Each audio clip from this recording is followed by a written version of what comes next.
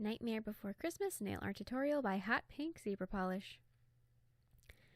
Begin by painting all of your nails black.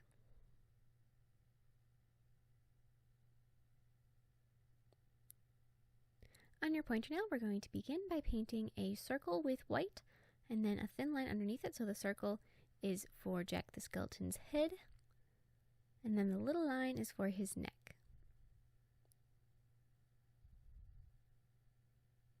And since you're painting white over black, it may take 2 coats.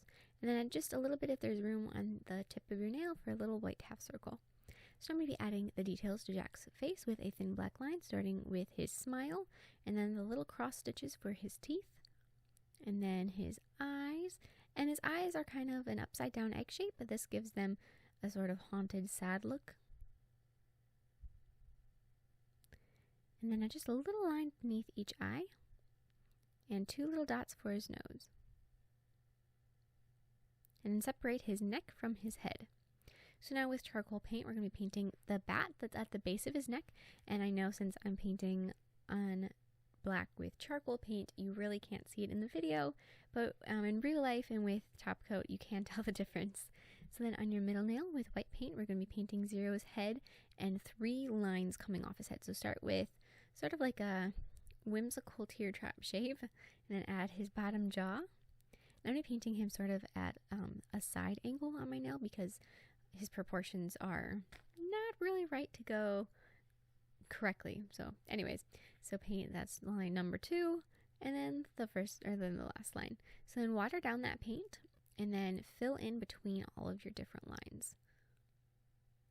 Watering down the paint will make it kind of sheer in some areas and different and ghostly looking.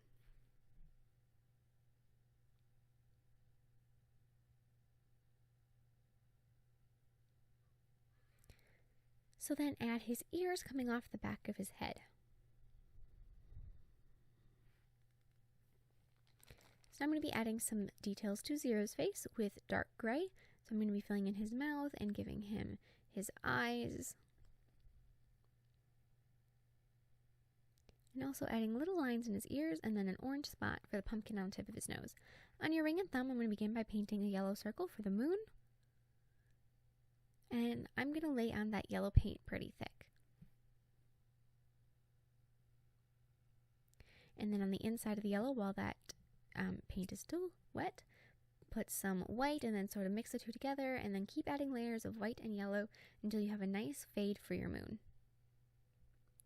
So then with light purple, I'm going to add a swirl that overlaps the moon just slightly and off to one side. And I'm going to be doing the same technique, leaving that paint wet and then adding layers of darker purple and light purple to give it sort of a shaded effect. So then as I mentioned, I'm going to start layering some dark purple in there. And when you're doing this technique, working quick is essential. And not being too concerned about making sure it's perfect, because chances are it won't be perfect, and that kind of adds to the charm, I guess.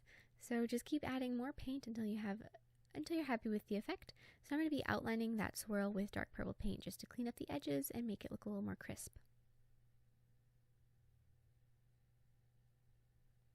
On your pinky nail with gray paint, we're going to start by painting the shape of Sally's head and neck. And so I'm going to pretty much fill up my nail. And you may be wondering why I needed to paint my nail black for this. You probably wouldn't have had to if your nail was longer than mine or wider than mine. My pinky nail's pretty small. You might have still had some black background. It still adds depth to the nail. Even if you can't see the black, you can still feel it, sort of. It doesn't make any sense, but it does. And then fill in around her head and neck with orange paint.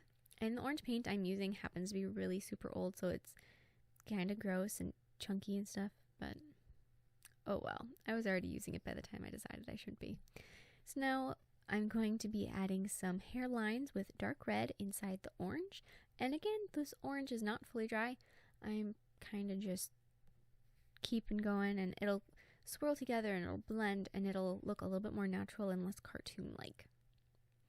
So I'm going to be painting around her eye area with dark gray, and I know that right now it doesn't blend in, but once you add some lighter grade over the top and blend them together, it'll look perfectly fine. I'm also going to separate her neck from her head. So basically that first thing is you're painting her eye sockets. So now, as I mentioned, I'm going to be blending the gray out with some lighter gray.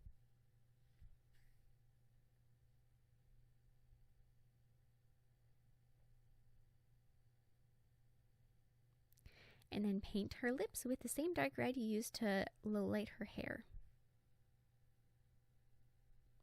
And now I'm going to be adding some details with black paint. So I'm going to be separating the part in her hair and outlining where her eyes are and adding some, details all around.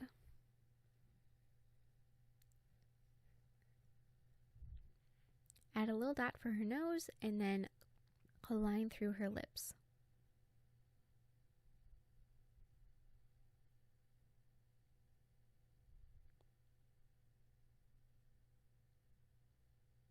And then don't forget some eyelashes. So then fill in her eyes with white paint.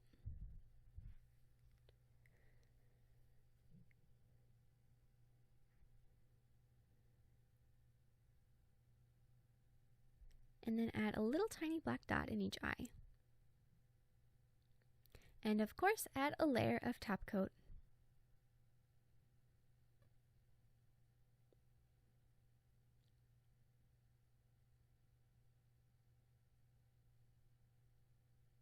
Thank you so much for watching. I hope you like my design. Please share any recreations with me on Facebook, Twitter, and Instagram. I would really love to see them, and I will see you in my next video. Bye!